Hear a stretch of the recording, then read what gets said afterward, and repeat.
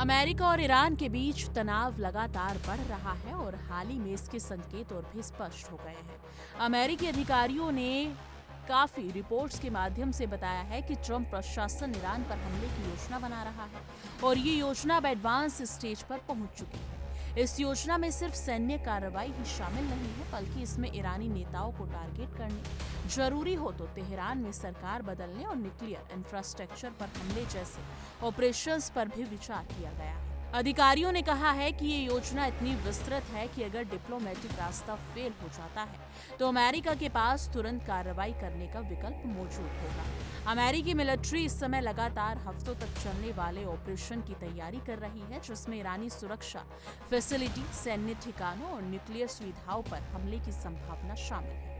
हालांकि सुरक्षा कारणों के चलते ये साफ नहीं किया गया कि किन ईरानी नेताओं को टारगेट किया जाएगा और बिना बड़ी ग्राउंड फोर्स के रिजिम चेंज कैसे संभव हो सकता है। ट्रंप प्रशासन मिडिल ईस्ट में भारी हथियार तैनात कर चुके हैं। इसमें वॉरशिप, फाइटर जेट्स और बॉम्बर्स शामिल हैं, जो किसी भी बड़े एयरक्राफ्ट ऑपरेशन के लिए तैयार हैं।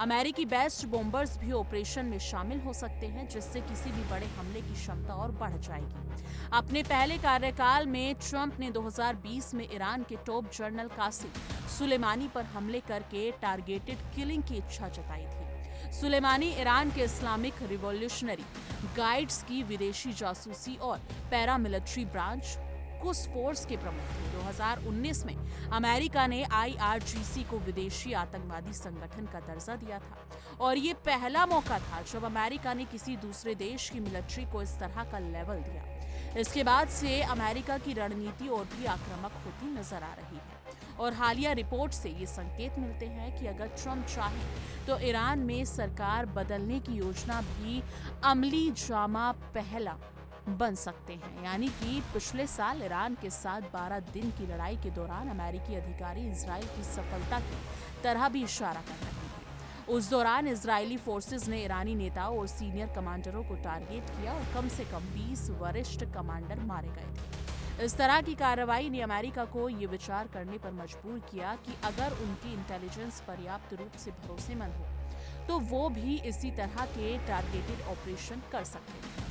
हालांकि अभी तक ये स्पष्ट नहीं है कि अमेरिका के पास कितनी सटीक जानकारी है और कितने ईरानी नेता सीधे टारगेट हो सकते हैं। इन सब के बीच ट्रंप प्रशासन ने डिप्लोमेसी का रास्ता भी खुला रखा है। राष्ट्रपति ट्रंप ने कहा है कि अगर कोई डील नहीं होती है तो बहुत बुरी चीजें हो सकती हैं। ये संकेत देता है कि अमेरिका अभी भी वार्ता और बातचीत के विकल्प को प्राथमिकता दे रहा है, लेकिन उसके पास अगर जरूरत पड़ी तो सैन्य कार्रवाई का विकल्प भी तैयार है। इस पूरी स्थिति का मिडिल ईस्ट और अंतर्राष्ट्रीय राजनीति पर बड़ा असर पड़ सकता है। अगर अमेरिका ईरान पर हमला करता है तो केवल ईरान ही नहीं बल्कि पूरे क्षेत्र में स्थिरता खतरे में पड़ेगी। तेल मार्केट और वैश्विक आर्थिक परिस्थितियां पर भी इसका असर पड़ेगा। लेकिन इसके अलावा ये कदम दुनिया के बाकी देशों के लिए भी चेतावनी का संकेत होगा कि अमेरिका अपने रणनीतिक हितों की सुरक्षा के लिए किसी भी तरह की कार्रवाई कर सकता है। ये समय बेहद संवेदनशील है और हर कदम को बहुत सोच समझकर उठाने की जरूरत है। दुनिया भर की नजरें ट्रंप प्रशासन पर टिकी हैं। विशेषज्ञ इस बात पर चर्चा कर रहे हैं कि अमेरिका की अगली चाल क्या होगी। क्या ट्रंप प्रशासन सीधे मिलिट्री ऑपरेशन की राह अपनाएगा या फिर डिप्लोमेटिक हल निकालने की कोशिश करेगा। इस समय की घटनाएं सिर्फ अमेरिका और ईरान के बीच के रिश्तों को ही नहीं बल्कि पूरे मिडिल ईस्ट और वैश्विक राजनीति को प्रभावित कर सकती है। ऐसे में ये देखना जरूरी है कि अमेरिका कैसे आगे बढ़ता है और उसका फैसला पूरी दुनिया के लिए किस तरह के परिणाम लाता है। दोस्तों, ये समय बेहद संवेदनशील है और हम आपको पूरे मामले की हर अपडेट से अवगत कराते रहेंगे। आपकी इस मुद्दे पर क्या कुछ राय है? क्या ट्रंप प्रशासन को इस स्थिति में क्या कदम उठाने चाहिए? डिप्लोमेसी या मिलिट्री ऑपरेशन? ये स्थिति मिडिल ईस्ट और पूरी दुनिया के लिए निर्णायक साबित हो सकती है। तो इस मुद्दे पर आपकी क्या कुछ राय है? कमेंट सेक्शन में अपनी राय जरूर साझा कीजिएगा। देखिए इंडिया डेली 24/7 अब आपके स्मार्ट टीवी पर। इंडिया डेली मौजूद है सभी डिजिटल प्लेटफॉर्म पर लाइव और लगातार।